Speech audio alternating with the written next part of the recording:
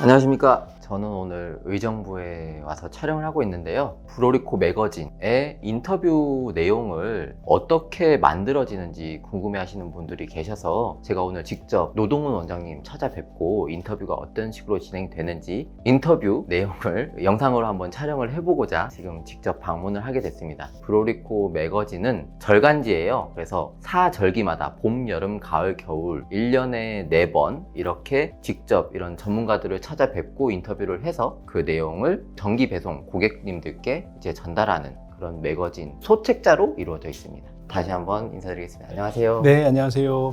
인터뷰에 응해주셔서 너무 감사하고요. 네. 그러면은 간략하게 원장님 소개를 좀 해주시겠어요? 방문진료 혈액투석을 하고 있는 편한자리 의원 노동훈 원장입니다. 혈액투석은 많이 들어보셨겠지만 방문진료는 조금 생소하실 것 같아요. 네네. 예전에 우리가 왕진이라는 개념으로 생각하시면 됩니다. 우리가 고령화가 되니까 거동이 불편하신 노인들이 많으시고 병원을 가고 싶어도 못 가시는 분들이 많으시거든요. 네. 그런 분들에게 의사, 간호사, 복지사가 찾아가서 필요한 의료 서비스를 제공하는 그런 역할을 하고 있습니다.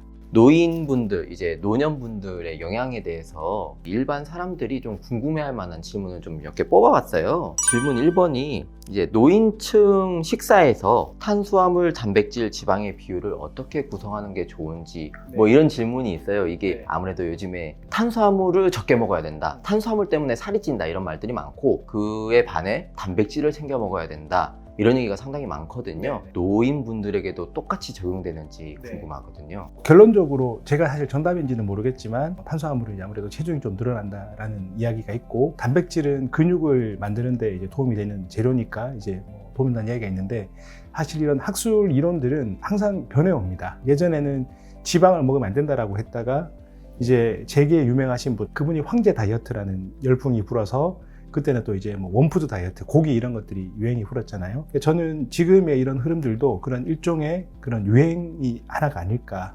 그래서 특정한 것을 많이 집착하신다기보다는 그냥 골고루 드시는 게 가장 좋을 것 같다라는 생각입니다. 탄수화물, 단백질, 지방을 몇 %로 맞춰서 식사를 하라라고 제시는 할 수 있겠지만 우리가 먹는 식단에 각각의 영양분이 몇 %씩 있는지를 정확히 알기도 어렵고요. 식사를 준비하는 과정에서도 그걸 맞추기는 어렵다고 생각을 합니다. 자신이 좋아하는 것들, 그런 것들을 이제 골고루 드시는 게 가장 좋지 않을까. 단 이제 내 소화 능력이 소화할 수 있는 정도로 과식하지 않고 이제 식사를 하시는 게 가장 좋겠다라는 게 너무 원론적인 이야기지만 저의 생각입니다. 그리고 어떻게 보면 1번 질문이랑 좀 연결이 될 수도 있는데요. 유행이라고 해야 되나요? 이런 거에 좀 맞춰서 요즘에 단백질 음료 같은 게 되게 많이 나와요. 그런 것들을 젊은 층들, 특히 이렇게 근육 만들거나 이런 분들이 그런 거를 식사 대용으로 드시는 분들이 꽤 있거든요. 이제 노년층 분들도 이렇게 드셔도 문제는 없는 건지 이거에 대해서 좀 큰 틀로 봐서는 저는 무리 없다고 생각합니다. 문제될 게 없다고 생각을 하는 게 그런 이제 대기업에서 나온 제품들은 이제 석사 박사를 하신 분들이 만들었을 테니까 일단 신뢰할 수 있을 것 같고요. 또 제가 요양병원을 이제 9년 동안 운영을 했지만 경관식으로 드시는 분들도 이런 경관식들이 다들 영양이 골고루 들어가 있거든요. 그러니까 이걸 잘 드시고 살이 붙고 근육이 붙어서 누워있다가 일어나는 분도 계시기 때문에 무리는 없을 것 같고요. 최근에 단백질이 근육 합성에 중요한 성분이 된다는 것들이 이제 많이 알려지면서 이런 그 시장이 많이 형성이 되었잖아요. 이거는 제가 볼 때는 괜찮을 것 같아요. 실제로 제가 이제 방문 진료를 하면은 집에 누워 계신 분들이 많으신데 가장 보호자들이 어려워하시는 게 식사를 어떻게 드리느냐가 참 어려우시거든요.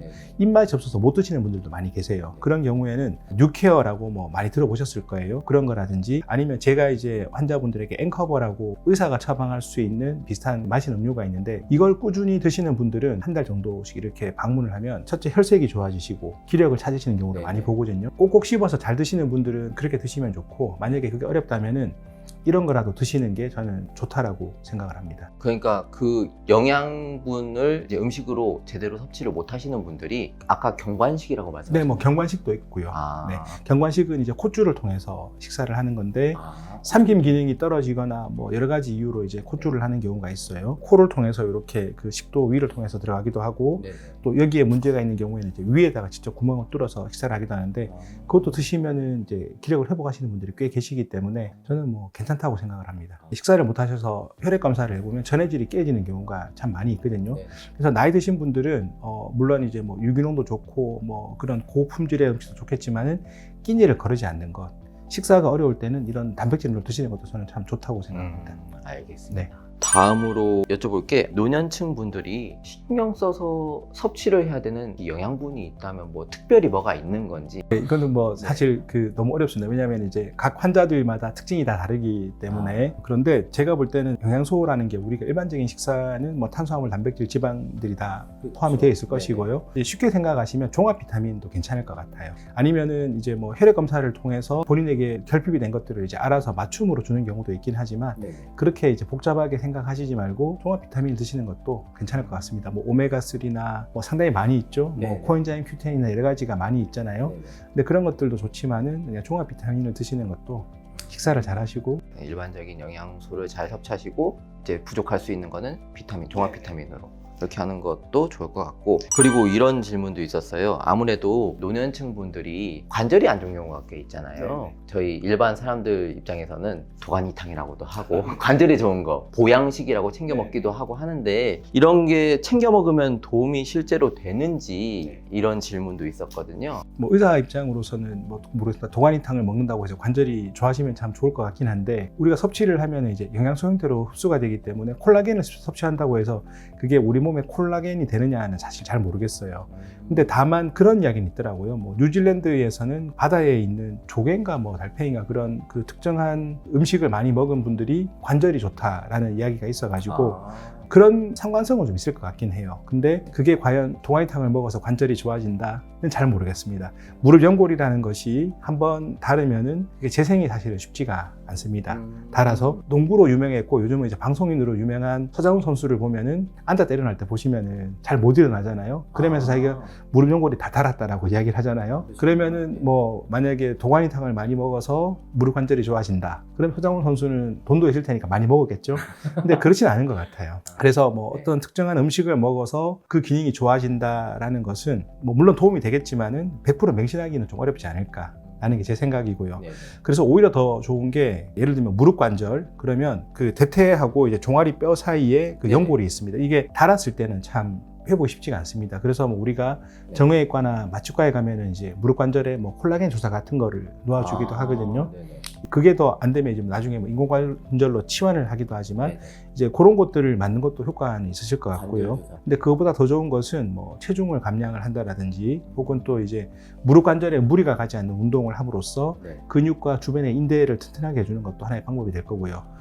그래서 이제 저희 어머니도 무릎이 안 좋으셔서 제가 이제 물에서 할 수 있는 그 아쿠아로빅을 좀 설명을 드리니까 몇 달 열심히 하시더라고요. 그래서 조금 좋아졌다라고 하셔서 과연 이게 꼭 음식 하나로만 해결이 되진 않을 것 같고 음식과 함께 뭐 생활 습관을 개선하고 또 무릎에 무리가 가지 않는 운동을 같이 하는 것이 너무 원론적인 답이지만 그게 답이 될 것 같습니다. 많이 도움이 되는 것 같아요. 그러면은 이제 관절이 좀 안 좋을 수는 있지만 이제 그런 운동을 통해서 인대나 좀 근육을 강화시켜서 조금 그런 증상을 완화시킬 수 있다는 그렇죠. 네네네. 제가 최근에 그 심폐소생술을 하다가 허리가 한번 나가서 되게 고생을 했거든요. 그러고 나서 제가 이제 깨달은 게 그동안 내가 걷지를 않았구나. 걸으면은 척추가 있고 척추 옆에 척추 기립근이라고 있거든요. 그게 자연스럽게 그 부하가 과해지고 근육이 강해지거든요. 내가 그거를 많이 안 걸었구나. 그래서 이제 걸으면서 저는 이제 느끼거든요. 그래야지 내가 허리가 좀 부담이 좀 덜 가겠구나라는 것처럼. 그러니까 관절은 이제 그게 정답인 것 같아요. 체중 감량과 함께 충격을 입거나 부상 당하지 않도록 하는 것들. 그 다음에 이제 그런 부하가 적은 운동을 하는 것들. 그게 정답일 것 같습니다. 이거는 마지막 질문이긴 한데 노년층 분들도 이제 영양제 같은 거 많이 챙겨 드시잖아요. 이제 식사 외에도 챙겨 드시는데 이게 영양제 같은 경우는 진료 같은 거 보시면서 챙겨 보는 분들 많이 보셨을 텐데 혹시 이게 드시고 나서 효과를 보는데 얼마나 걸린다고 하시는지 뭐 이런 게 있는지. 참 이것도 답이 조금 어렵습니다만은 우리가 약이라는 것이 있고 뭐 건강기능식품이라는 게 있고 보조가 되는 식품이 있을 것 같습니다. 효과를 본다라는 것은 약이라는 의미고요. 약은 효과가 있으면 부작용이 있겠죠. 근데 건강기능식품이나 보조제 같은 것들은 그런 약 같은 효과를 누리기에는 좀 문제가 있기 때문에 뭐 식약처에서 약이 아니라 기능성 식품이다 라고 했겠죠. 그래서 뭐 영양제를 섭취하고 효과를 본다. 글쎄요, 이것도 참 쉽진 않을 것 같습니다. 강력한 효과가 있으면 그 의약품으로 예, 약이 되는 거겠죠. 네, 의약품으로 네, 분류돼서 네. 영양제는 내 건강을 유지를 해준다. 나이 드신 분들이 가장 중요한 게 예를 들면 이제 짜장면 같은 경우에 한때 젊은 여자분들이 뭐 탄수화물에 칼로리가 많으니까 이걸 먹으면 다이어트에 안 좋아. 뭐 이런 이야기를 많이 했었는데 고령자분들은 음식물을 섭취한다고 해서 그것이 젊은 사람들만큼 소화가 잘 되지도 않습니다. 그래서 오히려 식사를 못하고 건너뛰는 것보다 어떤 음식이라도 저는 제때 챙겨 드시는 것이 훨씬 더 좋지 않을까. 당뇨가 있어서 당 조절이 안 된다라면은 그런 분들은 좀 신경 써야 되겠지만 네. 그렇지 않다면은 어떤 음식이든지 간에 이제 제때 이제 꼭꼭 씹어서 잘 드시는 것이 좋지 않을까. 아, 소화 기능이 어떻게 보면 이제 젊은 사람들보다는 조금 떨어지시기 네네. 때문에 체중이 증가한다거나 이런 거에 대해서 좀 부담이 좀 적다 이렇게 네, 그렇게 생각을 보시면 해도 될까요? 됩니다. 예. 알겠습니다.